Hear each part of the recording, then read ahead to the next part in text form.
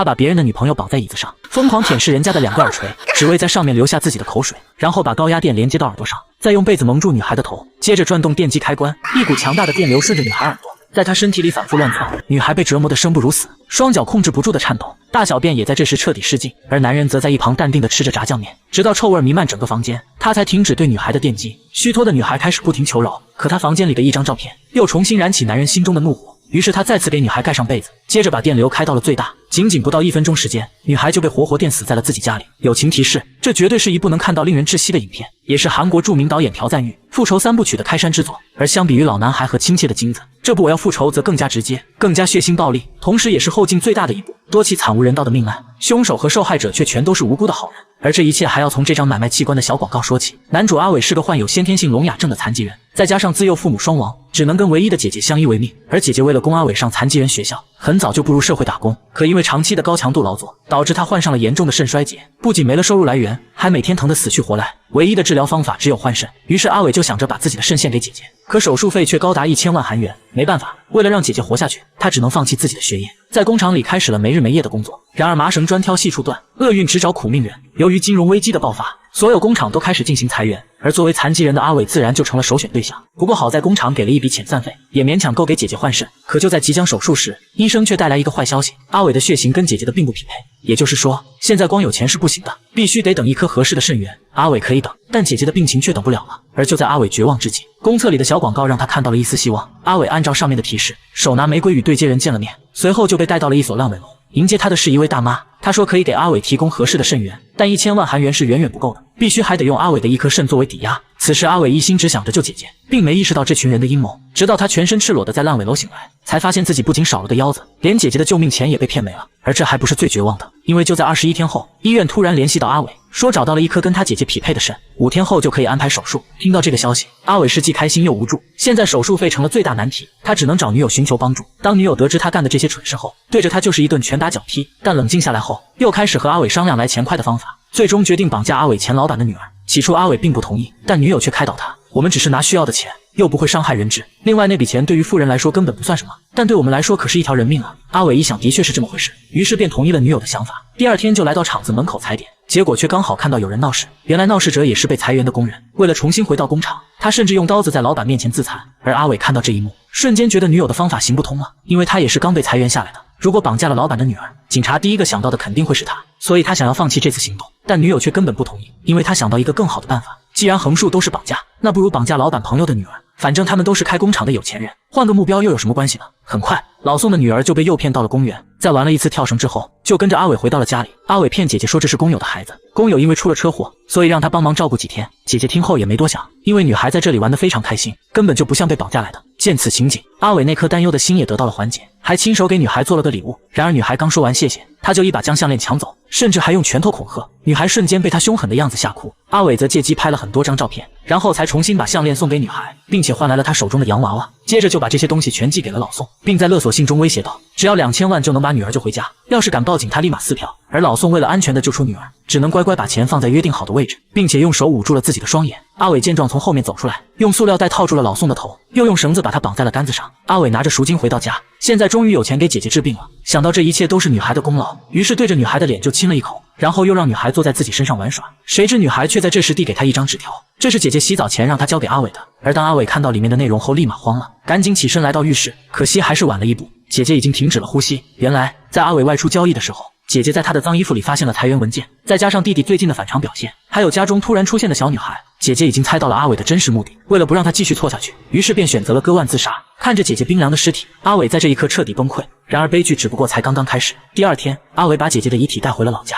因为他们之前有过约定，不管谁先去世，一定要把对方葬在小时候经常玩耍的河边。而小女孩也因姐姐的离世感到伤心，非要跟着阿伟一起过来。可在半路就睡着在了车上。阿伟准备先把姐姐埋葬后再送她回家，而也就是在这期间，车里突然伸过来一只手，原来是村里的傻子，他相中了女孩脖子上的项链。谁知女孩刚好在这时醒来，吓得傻子拔腿就跑。女孩见状也不敢再继续待在车里，于是就想着去对岸找阿伟。然而木头搭建的桥并不牢固，女孩一个失足就掉进了河里。她拼命的挣扎呐喊，想要引起阿伟的注意，可惜阿伟是个聋哑人，根本就听不到她的呼救。直到阿伟跟姐姐做完告别，转身准备离开的时候，才发现了已经漂浮起来的尸体。阿伟在这一刻彻底傻眼了，他从没想过要伤害女孩，可因为自己的疏忽，竟然造成了这无法挽回的结局。而就在他愣神的时候，那个傻子再次出现，并且一步步走到女孩身边，用嘴拽走了心仪的项链。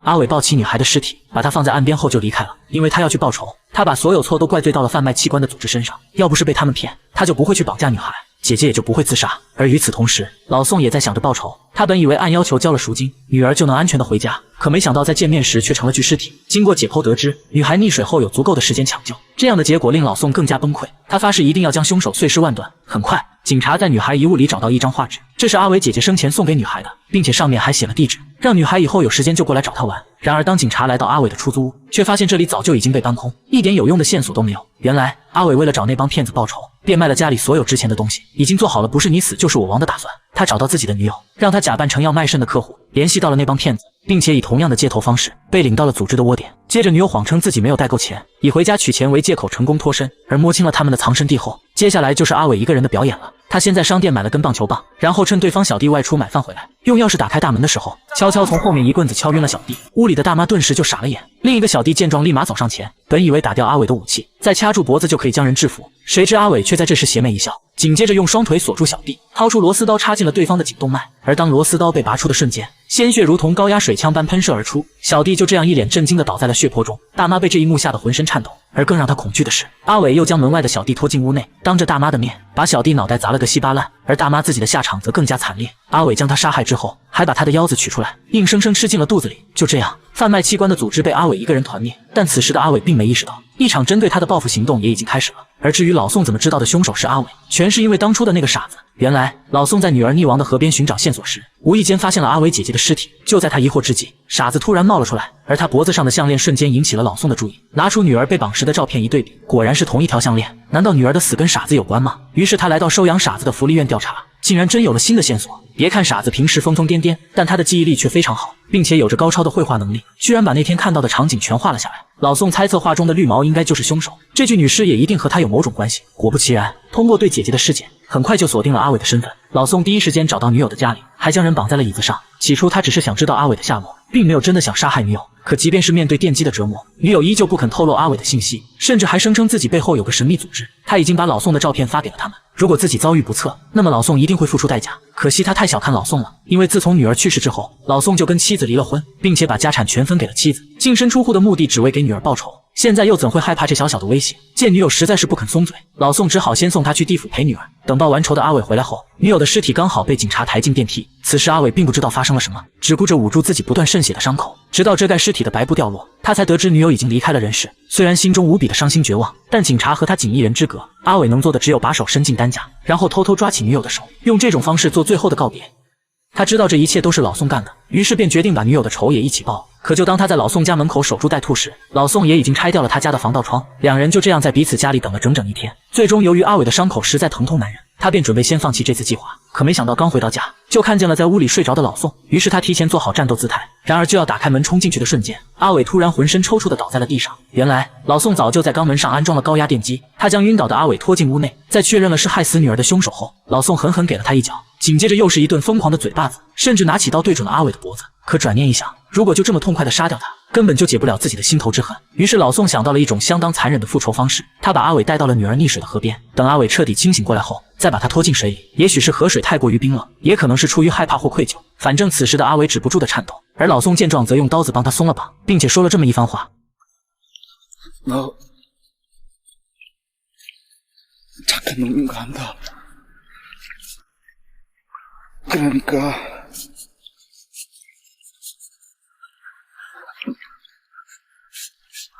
내가 널 죽이는 거 이해하지? 그렇지? 阿伟并不知道老宋说的什么，他伸出手貌似是在祈求原谅，也或许是想掐死老宋为女友报仇，但老宋根本不可能给他机会。他一头扎进水里，用刀割断了阿伟的2条脚筋。失去支撑点的阿伟在河里拼命挣扎。很显然，老宋之所以这么做的目的，就是想让阿伟也感受一下他女儿生前所经历的绝望和痛苦。很快，阿伟就溺死在了河里。老宋把他的尸体背到岸边，然后又将其分成了36块。可就在挖坑准备埋葬时，远处突然出现一辆吉普车，并且从上面下来4个壮汉，其中一个拿出照片辨认，在确定没有找错人后，他们二话不说，一人一刀的刺向老宋，甚至最后还拿出一张纸条，用刀子固定在了老宋的胸口。懵逼的老宋用尽全身力气，才终于看清了纸上的内容。原来这是一张判决书，而这4个人就是阿伟女友口中的神秘组织成员。可惜老宋当时已经被仇恨占据了身体，于是便酿成了这无法挽回的结局。至此，全篇结束。怎么样？看完之后有没有觉得有点难以呼吸了呢？